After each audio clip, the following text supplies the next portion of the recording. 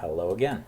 This may be my last launch of this playthrough, just because I'm just kind of testing the test flight integration, and there's some kind of bugs that have been fixed, and I want to fix more, and so I also want to play it slightly differently. I'm currently just testing, so I was playing without entry costs.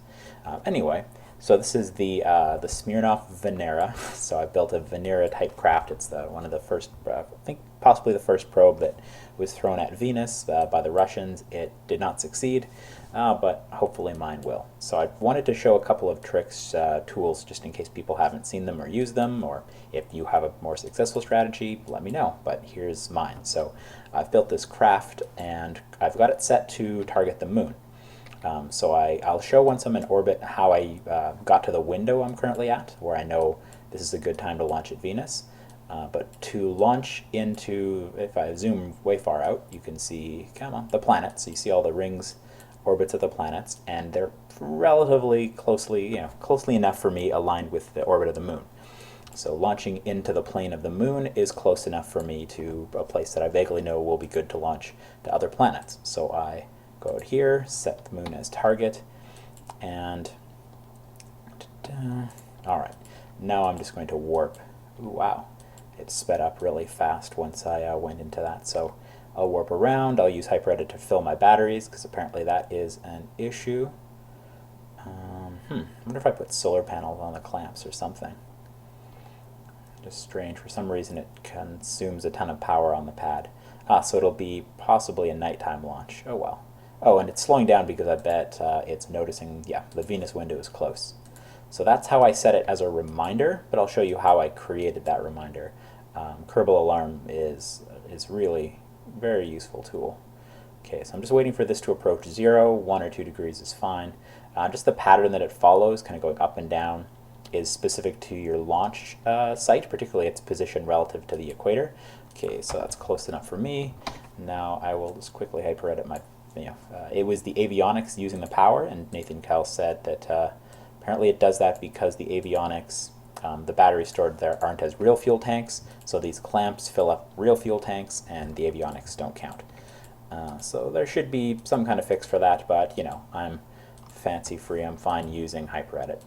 Okay, so start up my engines. One of the newer realism overhaul updates caused the engines to take some time to boot up, so to get up to pace. They're not consuming. Oh, I get it.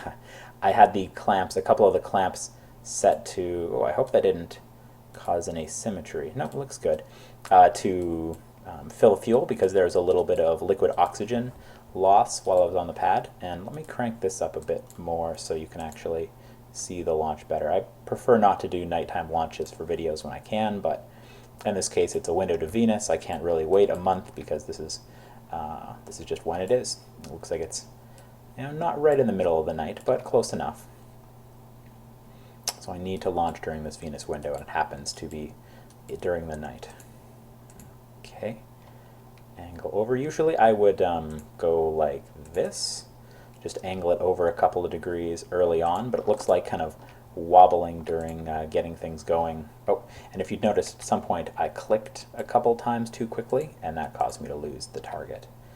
So being within a degree or two, like this isn't nearly as tight as when I launched for the moon. I want it to be, say, within a degree or half a degree, just to make the further maneuvers easier.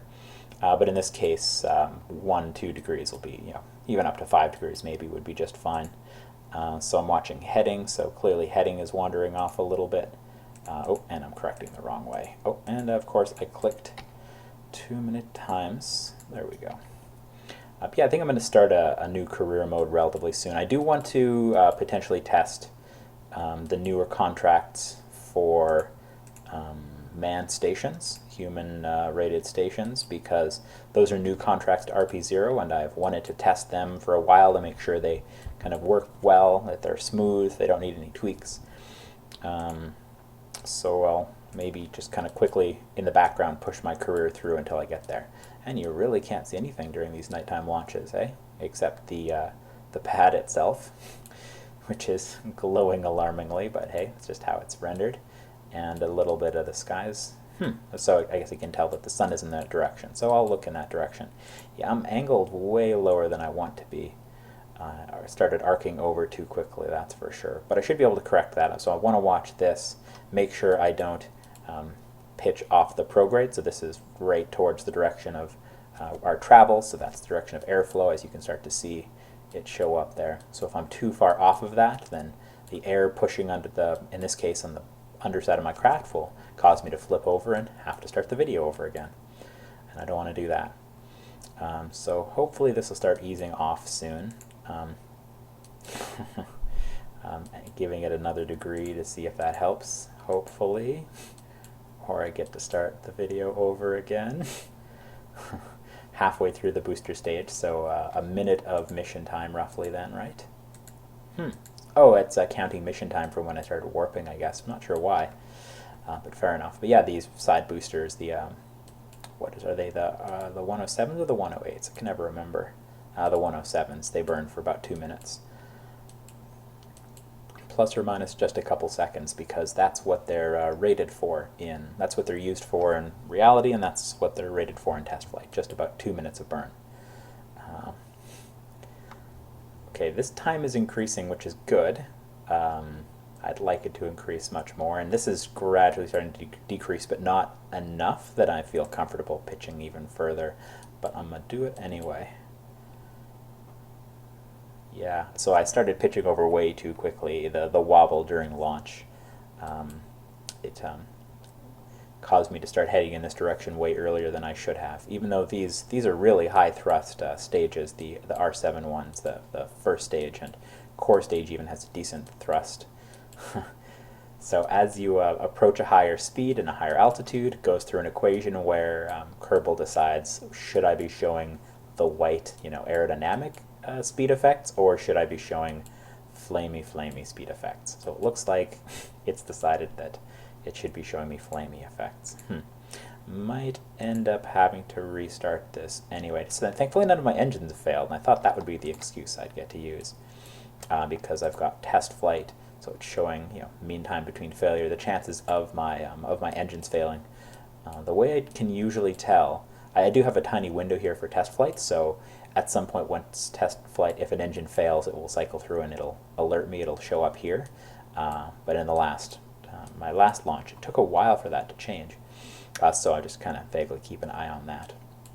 I imagine there would actually also be an effect to the sound of how you hear the craft, but I just always play with the sound off so I can listen to other things. So I'm at a little under 45 degrees at a kilometer, but not quite the way you usually would want to be. Like, that's a really straightforward kind of boilerplate rule to use for a launch.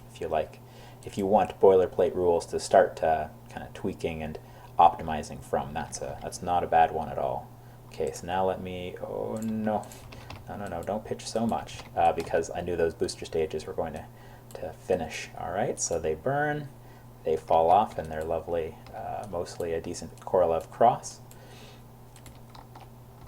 Someone in the Kerbal IRC pointed out that if I wanted them to look nicer, I definitely could by having an effect set up to vent the HDP or whatever they hold, just delayed from that. But I just happily got that effect with very little effort put in, so I'm pleased with how it appears as is. Okay, so let's take a look at the next set of numbers. So we've got pressure is declining, good, so I can kind of pitch however I want.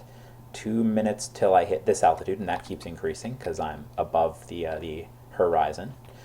So let's just go prograde a little bit. It's not, by no means is that the perfect angle to hit at any given time, but it's a great autopilot. So I can just kind of relax a little bit. Oh, and the atmosphere pressure has dropped off, G-forces aren't too high, so I'm going to break this off so I can show you my Venera craft.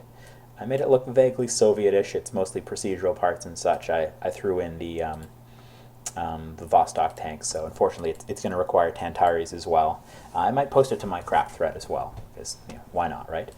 Yeah, I tried to make it look vaguely Sovietish. This is the bus so it's got it's a weird looking craft because I don't quite have the same engines that would be used for the real mission, but you see I've got kind of the standard upper stage engine here, and it will place me into orbit.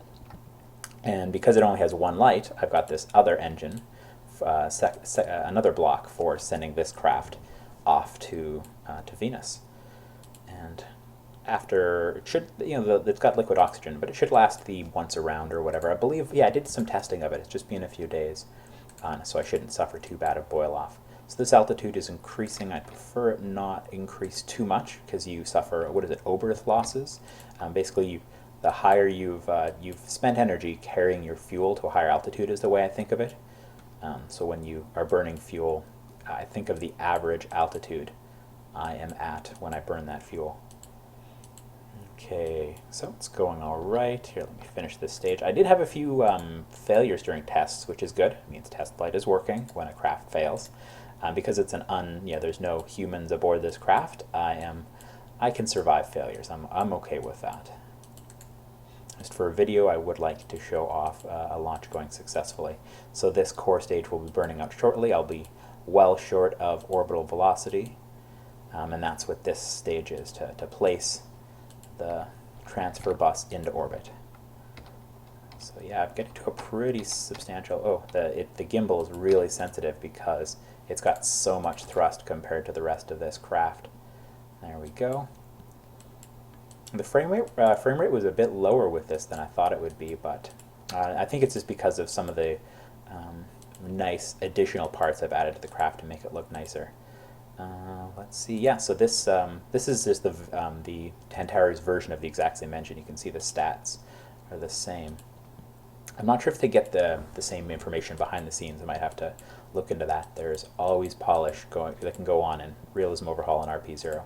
So like data that goes into this engine should also go into improving this. Yeah, it looks like this one isn't supported in test flight. Okay, so we kind of just close to the horizon. So see, I really wasn't paying attention to that because I find narrating my launch takes away a ton of my attention. But thankfully, by being at the right angle, I'm going to get into the orbit I want. I'm going to be in the plane of the moon. Oh, did this stop burning? No, good. I just time accelerated enough that the effect wasn't showing. Okay, so this stage does have a long burn. That is true. So I'm going to, because of that, so a minute 20, if I kind of project into the future, I'll still have 3.5 minutes of burn. My acceleration relative to G will be still pretty low. So because of that, I want to give myself a bit of extra time. So you see, as I pitch up, that time slows substantially. So this is going to end up a little higher, but I'm okay with that. As you can see, I'll only need about another 1,000 meters per second, and I've got plenty in this bus, so it's okay if I end up at a higher altitude, suffering higher losses, because this craft, I built in plenty of reserve. Actually, now at this angle, even though I've got really low thrust, this time is actually increasing. It's not even that it's falling. So I will just kind of play with that a bit.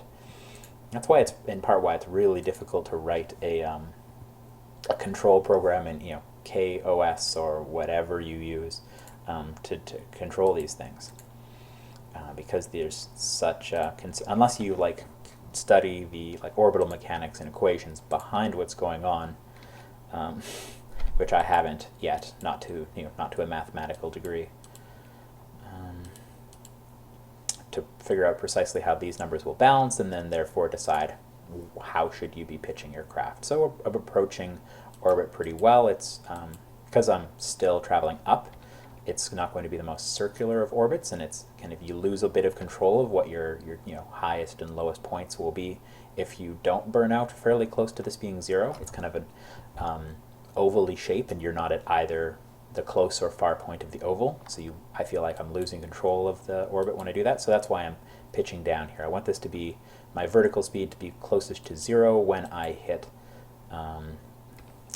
orbit. And it's coming down. It's good enough, and I feel like that will be circular enough. If I go too high, actually, it makes it a bit more difficult for me to control it. Okay, so I can drop this bus stage now. Okay, so just stage it away and just give a little pulse of this RCS, and that will cause that to very slowly move away. which is nice. I've just got little solar panels on this. If you look at a picture of Venera 1, that's vaguely what I was going for with this. And yeah, so it's got a couple of small solar panels, which will hopefully be enough to keep it running. So now I'm in orbit, so the further away you move, the clouds kind of have trouble telling, is the ground above me or not?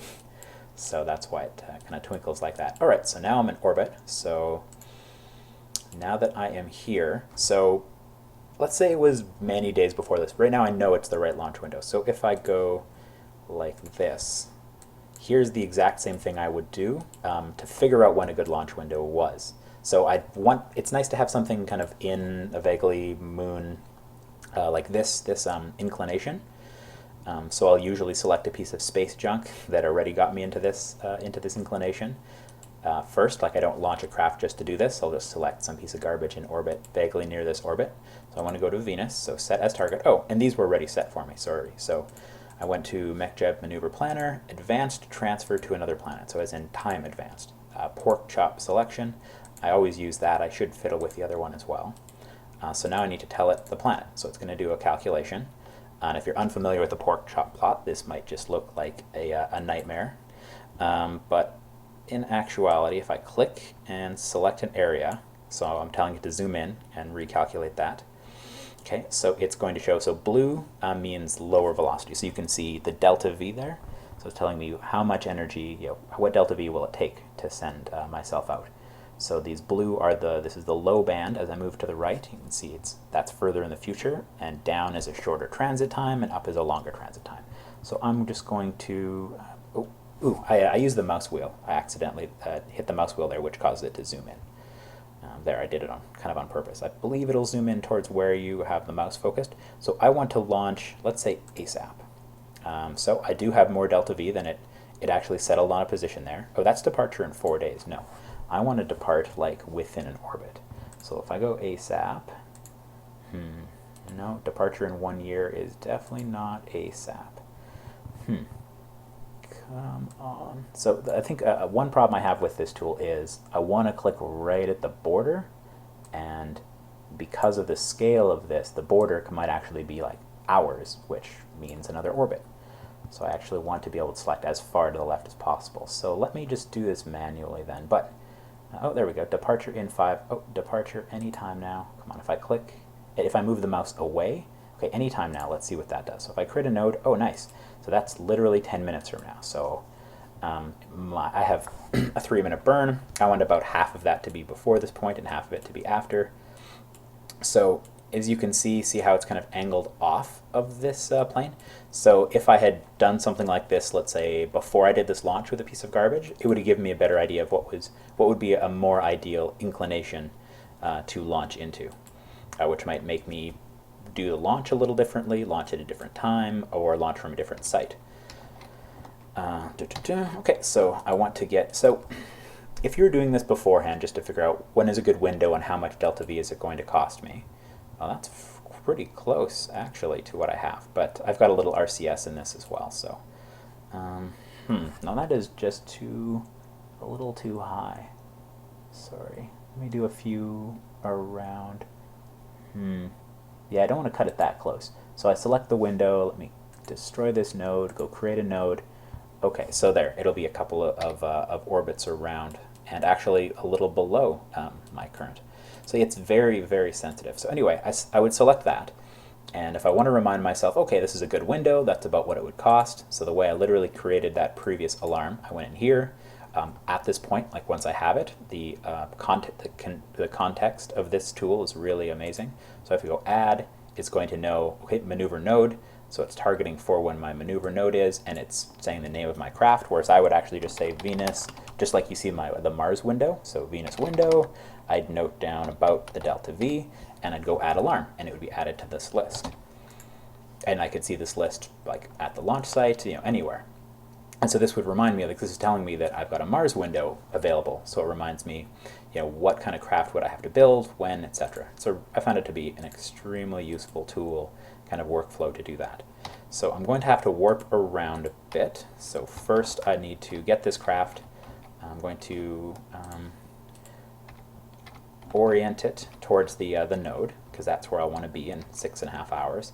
And actually, I'm gonna take a shot and try to do mech jebs. Let mech jeb carry out the maneuver for me. Okay. Oh, come on, just get closer to it. And of course, I'd like not to do this because I'd like to spend a lot of time on a mission. So what I usually won't, I won't do this in a real playthrough, but just to save time now I will, where I just hit this, do the quick time warp to null out my rotation, because I want to get all of this done as soon as I can. Actually, I think I'll break this up into a few videos, so I'll stop shortly, but right now we got into orbit. I showed you how I generally go about creating the window, and here I followed the window, and then I created this more precise node for this actual launch. So thanks for watching. I'll just cut this video up here, and I'll be back shortly to actually send this craft to Venus. So see you again shortly.